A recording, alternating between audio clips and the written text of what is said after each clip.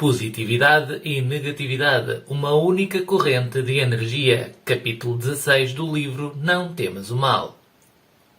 Muitos de vocês descobriram agora dentro de si mesmos uma camada na qual estão face a face com a própria destrutividade. E eu não me refiro apenas à descoberta de uma mera emoção, ao reconhecimento de uma hostilidade momentânea. Eu quero dizer uma destrutividade geral, penetrante, essencial e duradoura que tem estado adormecida o tempo todo e simplesmente encoberta. Você está agora num estado no qual pode-se observar pensando, sentindo e agindo destrutivamente, enquanto antes estava, na melhor das hipóteses, apenas teoricamente consciente dessa destrutividade e só podia imaginar a sua presença pelas manifestações desagradáveis na sua vida. Agora você está enfrentando o problema de como sair dessa situação. Você está confuso porque não gosta de ser assim. Você até sabe e compreende muito profundamente que essa condição é totalmente inútil e sem sentido, que a destrutividade não serve a nenhum bom propósito. Contudo, você se vê na situação de ser incapaz de abrir mão dessa destrutividade. Olá, eu sou o Luís Filipe e este é o Estrada que Segue. Estamos a ler excertos do capítulo 16 do livro Não Temas o Mal. Vamos continuar. A natureza da destrutividade. Não é fácil alcançar uma consciência na qual você pode ver a si mesmo pensando, sentindo e agindo destrutivamente, na qual está, além disso, consciente de que isso causa a sua infelicidade, mas que é ainda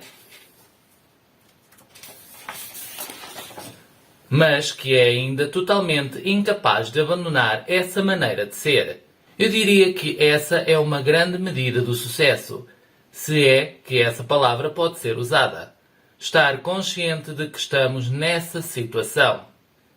Mas, para realizar a segunda parte dessa fase da sua evolução, isto é, para abandonar a destrutividade, a natureza dessa destrutividade tem de ser bem compreendida. Todo o problema humano relativo ao conceito dualista da vida tem muito a ver com a falta de compreensão da humanidade a respeito da sua própria destrutividade. Os seres humanos estão atrelados ao pensamento de que uma força destrutiva tem de ser algo oposto a uma força construtiva. Mesmo aqueles dentro de vocês que teoricamente sabem muito bem que não existe essa divisão, tendem a pensar: aqui estão os meus sentimentos negativos. Eu gostaria de ter esses sentimentos positivos no seu lugar. Ou você pensa que, depois de terem sido dissipadas as emoções negativas, um novo conjunto de sentimentos surgirá, como se esses novos sentimentos consistissem de uma energia ou de um material psíquico inteiramente diferente. Na realidade, existe apenas um poder. É muito importante que se entenda isso, particularmente quando é o momento de lidar com a sua própria destrutividade e negatividade. Existe apenas uma força vital que energiza cada expressão da vida. Essa mesma força vital pode fluir de forma construtiva, positiva, afirmativa, ou pode tornar-se uma corrente destrutiva cheia de negação. O local da alma no qual as condições negativas externas ativam a condição negativa interna latente é o mesmo ponto no qual a força vital positiva torna-se uma força destrutiva não vital. Os sentimentos passam de amor para medo e hostilidade, de confiança para desconfiança e assim por diante. Finalmente, o poder negativo torna-se tão insuportável que os sentimentos ligados a ele ficam completamente entorpecidos.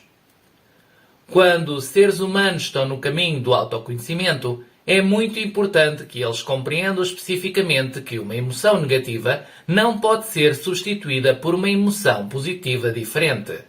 Ela deve ser reconvertida ao seu estado original. E como fazer isso? Cada pessoa deve encontrar um modo de reconverter esse fluxo de energia ao seu estado original.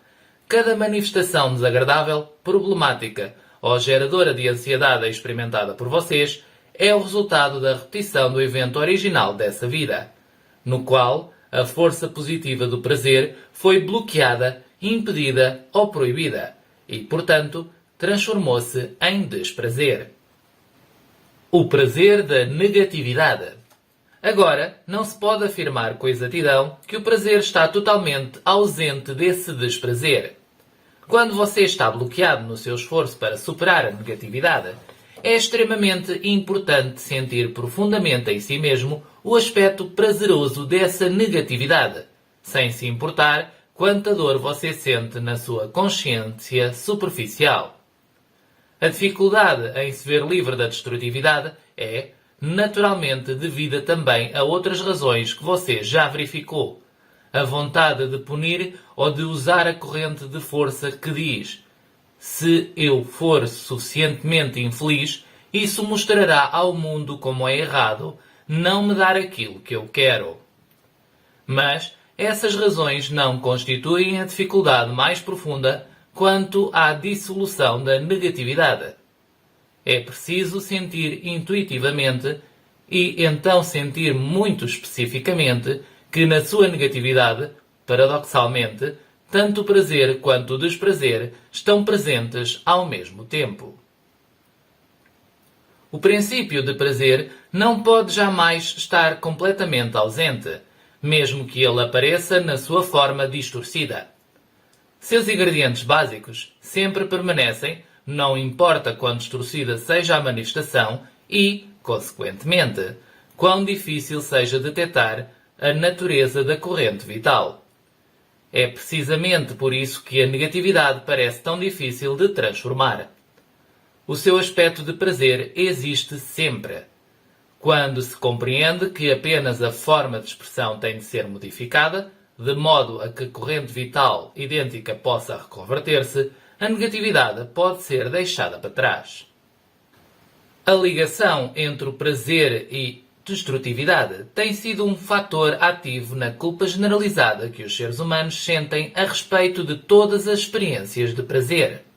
Isso, por sua vez, pode ser responsabilizado pelo entorpecimento de todos os sentimentos.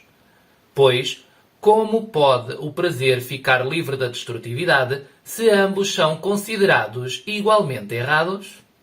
E, contudo, os seres humanos não podem viver sem prazer, mesmo que tenham que usufruí-lo em segredo, porque vida e prazer são uma e a mesma coisa.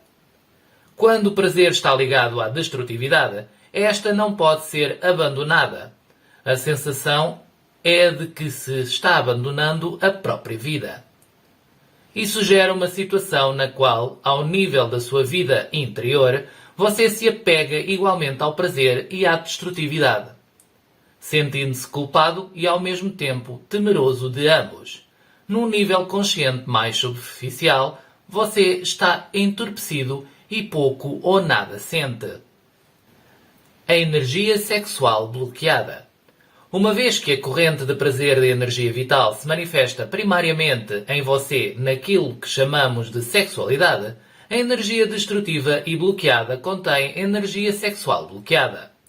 Sexe que os problemas externos devem ser simbólicos ou representativos de como a energia sexual foi a princípio bloqueada por condições externas.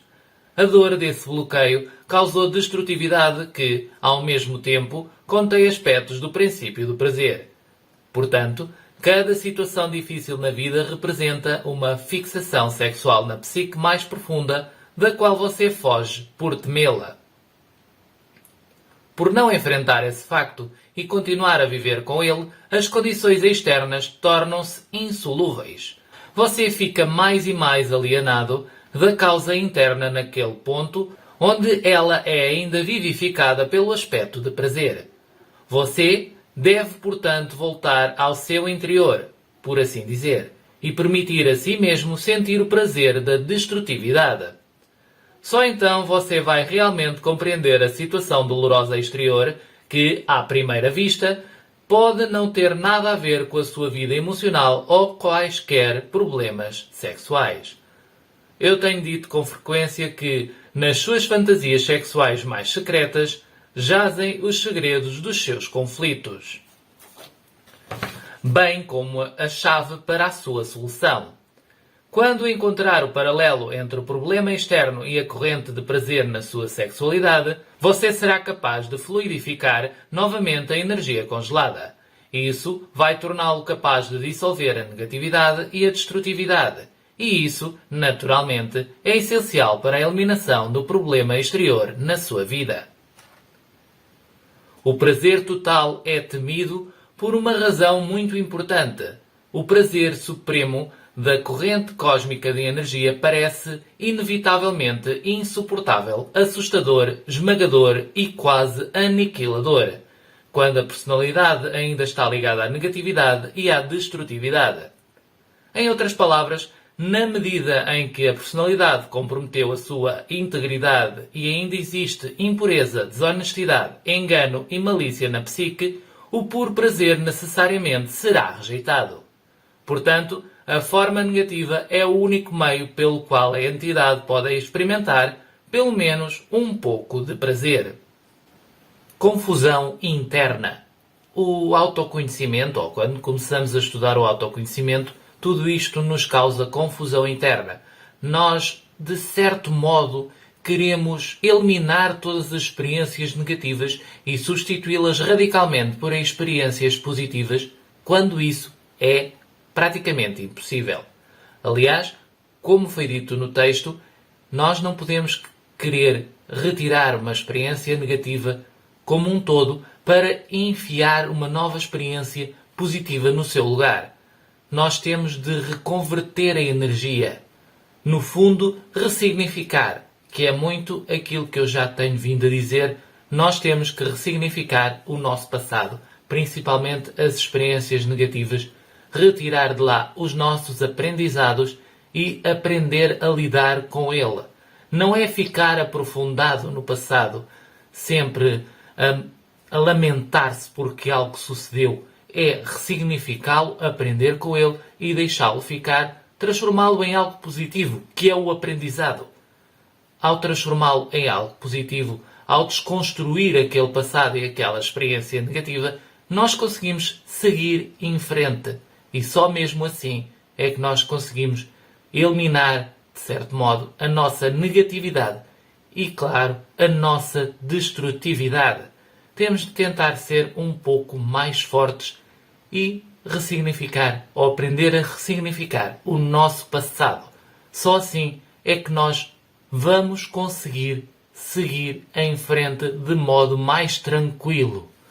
Para terminar, e relacionado com tudo isto de pensamentos, vou ler um excerto deste livro, Cure-se a Si Próprio, do Dr. Joe Dispenza, conhecido como You Are the Placebo em inglês. Não sei qual será o seu nome no Brasil, não sei se terá ou não o mesmo nome.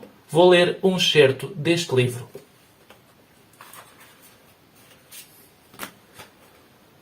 O placebo, anatomia de um pensamento. Se o efeito placebo for prova da capacidade de um pensamento para mudar a fisiologia, podemos chamar-lhe mente sobre a matéria. Talvez devêssemos analisar os pensamentos e ver como interagem com o cérebro e o corpo. Comecemos com os nossos pensamentos diários. Somos criaturas de hábitos. Formulamos entre 60 e 70 mil pensamentos num dia, 90% dos quais são exatamente iguais aos que formulamos na véspera. Levantamo-nos do mesmo lado da cama, fazemos sempre as mesmas coisas na casa de banho, penteamos o cabelo da mesma maneira, sentamo-nos na mesma cadeira para tomar o pequeno almoço e pegamos na caneca com a mesma mão. Fazemos o mesmo trajeto para o emprego e fazemos sempre as mesmas coisas que sabemos fazer tão bem com as mesmas pessoas, que nos tocam emocionalmente da mesma forma. Todos os dias. Depois, vamos a correr para casa para ver os e-mails, jantar, ver o programa preferido na televisão, lavar os dentes, conforme a rotina habitual antes de ir para a cama, à mesma hora e fazemos tudo igual, mais uma vez, no dia seguinte. Se lhe parece que estou a dizer que vivemos uma grande parte da vida em piloto automático, tem toda a razão. Formular os mesmos pensamentos leva-nos a fazer as mesmas escolhas. Fazer as mesmas escolhas leva-nos a assumir os mesmos comportamentos. Assumir os mesmos comportamentos leva-nos a criar as mesmas experiências. E criar as mesmas experiências leva-nos a sentir as mesmas emoções. E essas mesmas emoções motivam os mesmos pensamentos. O resultado desse processo, consciente ou inconsciente, é que a nossa biologia permanece igual. Nem o cérebro, nem o corpo mudam porque formulamos os mesmos pensamentos, agimos da mesma maneira e somos movidos pelas mesmas emoções, mesmo que estejamos à espera de que a vida mude. Criamos a mesma atividade cerebral que ativa os mesmos circuitos cerebrais e reproduz a mesma química cerebral que afeta a química corporal da mesma forma. E essa mesma química ativa os genes da mesma forma. E a mesma expressão dos genes gera as mesmas proteínas, a base das células, mantendo o corpo igual. E uma vez que a expressão das proteínas é a expressão da vida e da saúde, a sua vida e a sua saúde permanecem iguais. Agora, pare e pense um pouco na sua vida. O que significa isso para si? Basicamente e simplesmente, nós vivemos grande parte do nosso dia em piloto automático, a fazer 90% daquilo que fizemos no dia anterior e no outro e no outro. E se não tivermos algum cuidado, vamos replicar esses 90% para amanhã, para depois da amanhã e para o dia a seguir. Portanto, se queremos mudança na nossa vida, temos de agir de forma diferente. Espero sinceramente que tenham gostado deste vídeo. Deixem o vosso like, o vosso comentário e subscrevam o canal se ainda não o fizeram.